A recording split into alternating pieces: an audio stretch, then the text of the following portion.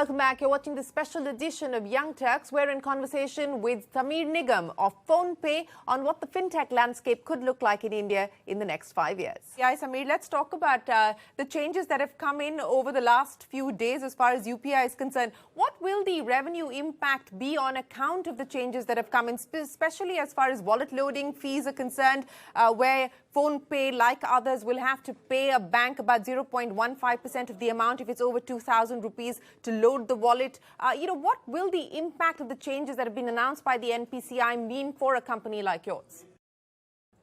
I think it's positive across the board. It's a long time coming. While there's a 0.15% wallet loading cost, we have a wallet business, there's a 1.1% guaranteed interchange that comes to us as a wallet issuer. So you're making money and you're making it through the UPI rails.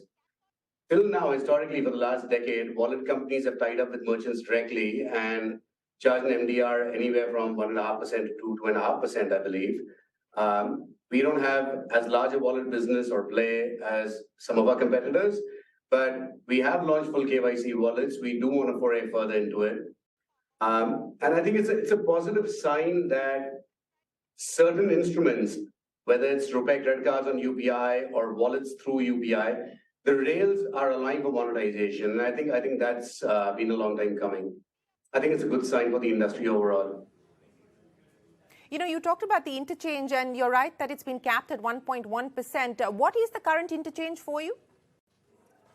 Right now, the wallet play doesn't involve an interchange because the issuer ties up with the shopkeeper and they pay them directly. So if you go today to a shop where you see a PhonePe or an Amazon Pay or a Paytm wallet accepted, that's a bilateral agreement. It doesn't flow through UPI. And there the interchange, as I said, vary between 1 to 1.5%, 2% I've heard of at times. You've typically not gone past 1.5. And now the interchange is what we would get paid by the bank or whichever, how should I put this? If we have acquired a merchant and somebody else's wallet gets used, then we'll pay the 1.1%. But if we've got the wallet customer and they make a payment at the merchant, then we get paid 1.1%. And the acquirer will charge the merchant not the 1.1%. Again, my gut says this is normalized or standardized pretty soon across the industry. You land at about somewhere between 1.4 to 1.6%. Right. And this is something that is contentious, and we don't know whether the government will go down that road or not. But there is an IIT Bombay report that's been put out suggesting that there be a flat facilitation fee of 0.3% to fund the infrastructure linked to UPI. Do you believe that is now going to have to be a reality that we need to contend with? As I said, no decision has been taken so far. We don't know whether the government will go down that road. But is that something that you believe we should be prepared for? So I think it's inevitable, but my reasons for saying that are slightly different.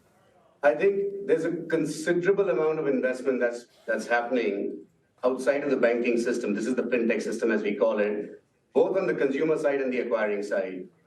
And for the last 20, 30 odd years, whether it's Visa, MasterCard, RuPay, whether it's net banking, somebody subsidizes that cost and incentivizes the players in the industry to make money. And it's traditionally been the merchant. So until zero MDR on UPI came along, the merchants were paying. The merchants continue to pay for Visa, MasterCard, they pay for all the wallet companies. Every other sector is also showing growth. So I'm still not convinced that merchants wouldn't pay a reasonable amount of interchange or MDR. So I'm hopeful it'll happen. I'm always hopeful.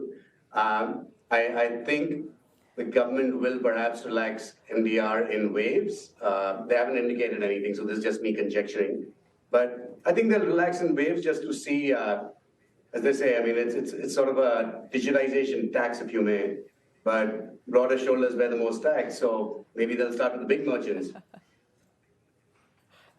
Well, I know you're hopeful, but Samir, hope is not a strategy. So let me also ask you about the other sword that's hanging on your head. And as of today, it's expected to come in from December 2024. It's been pushed to December 2024. The NPCI guidelines on capping market cap, which will impact companies like yours. And I know that you've said uncertainty doesn't really help plan, but you will now need to plan for December 2024. So what are you doing about that? Well, again, my answer is no different than it was in December 2022. Short of denying consumers access to PhonePe's UPI services, which is the only direct way to reduce my market share, I can hope that more entrants jump on the bandwagon. I can hope that the existing players invest more to grow their own consumer base. I can stop advertising. It's been 2 years and counting. Beyond that, someone has to give me a playbook. So it's still the same response. I mean, I don't know what to say. It's not normal for an entrepreneur to sit there and think about how to actually reduce their growth. So you'll have to cut me some slack on this one. I don't have answers. No, I feel your pain, by the way. I mean, it is an unfair ask of me to ask you how you plan to degrow your business, but that is what you're going to have to deal with unless there is some sort of miraculous change as far as this timeline is concerned, or a complete change of heart on the part of NPCI. But if that were not to be the case, what does that then do to all the targets that you've just spoken of, both in terms of growth and profitability? I'm not worried about the profitability part because a lot of it is being fueled even by the current base. I think it takes us there. PIN code is a separate app. We're going to be foraying into the entire sort of wealth and stockbroking side of things. We have a license. We'll be entering there. That's going to be a new app. Lending scaling up really well for us on the merchant side to begin with. We'll enter consumer lending at some point.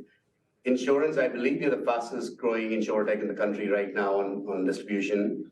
So I think we have a lot going for us. I'm not so worried on the profitability side alone. I am worried about the growth of the UPI market itself. If the top two players, as things stand, are told you can't add more users, that's the guideline. Because honestly, only about a fourth of India is using UPI. It's about 350 million people. And what's actually more unnatural than asking people to slow their growth is to try and shape the market when there's only about 25% market adoption. It's like trying to shape the final sort of players in the telecom industry before 4G even launched. So we'll see. Time for us to head to another break, but don't go anywhere. We're right back with PhonePe's Samir Nigam to talk about the road to profitability, IPO and more.